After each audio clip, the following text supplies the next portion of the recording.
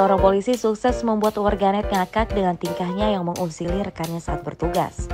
Ya, polisi itu menjahili temannya yang juga polisi dengan menempelkan tangan kanannya ke wajan yang masih panas.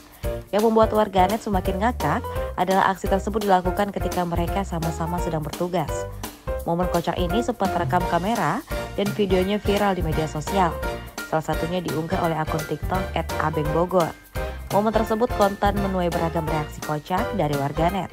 Videonya bahkan telah ditonton lebih dari 11 juta kali.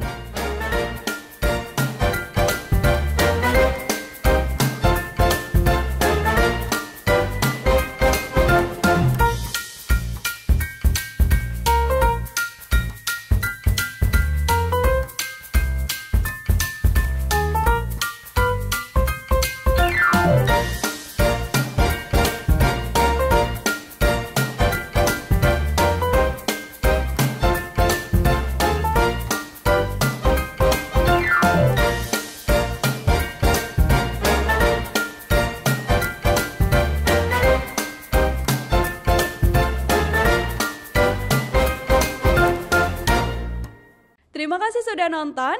Jangan lupa like, subscribe, dan share ya.